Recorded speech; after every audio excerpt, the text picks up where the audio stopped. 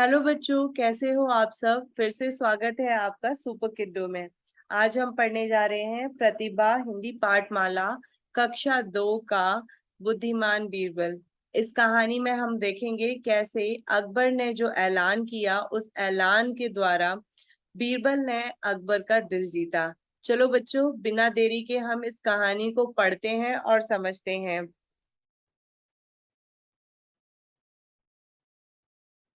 एक बार बादशाह अकबर ने राज दरबार में बैठे लोगों की बुद्धि की परीक्षा लेने की सोची।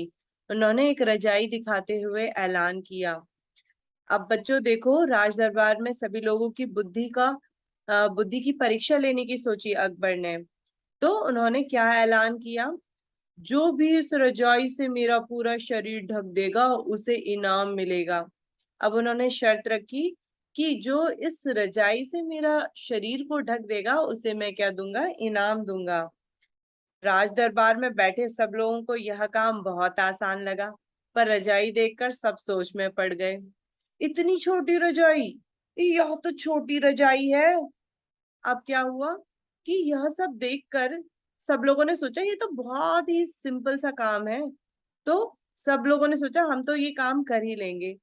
पर जब रजाई की साइज देखी, जब देखा, अरे बाप रे, ये तो इतनी छोटी है। अब फिर भी क्या हुआ, एक मंत्री रजाई उड़ाने के लिए आगे आया। वह रजाई उड़ाते हुए बोला, हुजूर, इस काम को तो मैं चुटकी बजाते ही कर दूंगा। अब क्या हुआ, फिर भी एक जो मंत्री है उसको जो कॉन्फिडेंस था, तो वो आगे आया, बोला कि मैं तो हुजूर इसको आपको जो है चुटकी बजाते ही मैं क्या है इस रजाई को उड़ा दूंगा।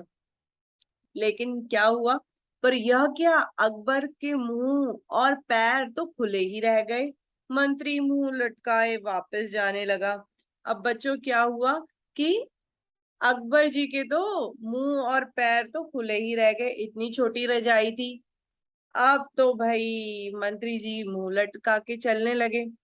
अब बाकी लोग क्या है, ठहाके मार के हंसने लगे, हा हा हा हा हा हा। अब देखो बच्चों, बारी आती है पहलवान की। अब बारी थी पहलवान की। हुजूर को रजाई मैं उड़ाऊंगा। अपनी शक्ति को दिखाते हुए पहलवान ने बोला, हुजूर को तो रजाई मैं ही उड़ाऊंगा। मैं इतना बलवान हूँ, मेरी क्या बात है। अब आगे देखते हैं भाई उड़ा पाते हैं कि नहीं। पहलवान रजाई उड़ाने लगा, लेकिन कभी सिर खुला रह जाता, कभी पैर तो कभी हाथ। तो क्या हो रहा था बच्चों, पहलवान ने खूब उड़ाने की कोशिश करी रजाई को, लेकिन कभी तो भाई उनका सर खुला रह जाता था, कभी पैर खुला रह जाता था, कभी हाथ खुले रह जाते थे।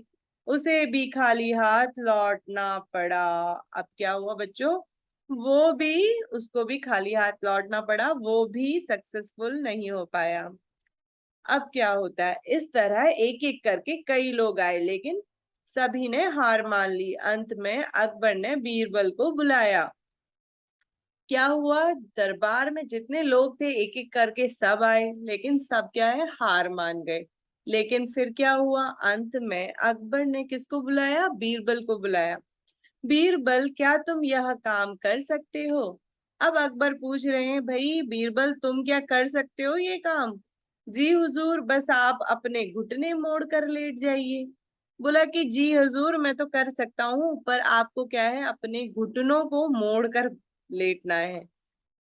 अब आगे देखते हैं। बादशाह घुटने मोड़कर लेट गए, फिर बीरबल ने रजाई बादशाह के पूरे शरीर को ढक दिया। अब क्या है, जैसे बीरबल ने बोला था कि राजा जी आपको अपने घुटने मोड़ने हैं, तो राजा ने अपने घुटने मोड़ लिए और पूरे शरीर को रजाई से बीरबल ने ढक दिया।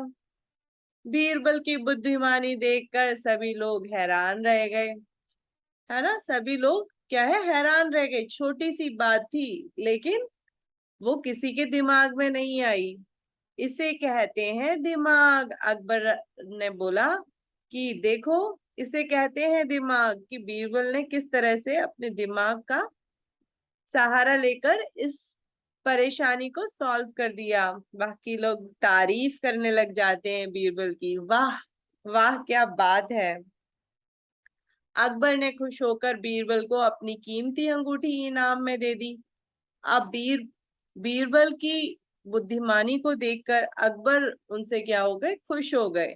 और उन्होंने जैसा ऐलान किया था दरबार में कि मैं एक गिफ्ट दूंगा, तो अकबर ने खुश होकर अपनी कीमती अंगूठी दे दी। तो बच्चों, ये कहानी आपको कैसी लगी?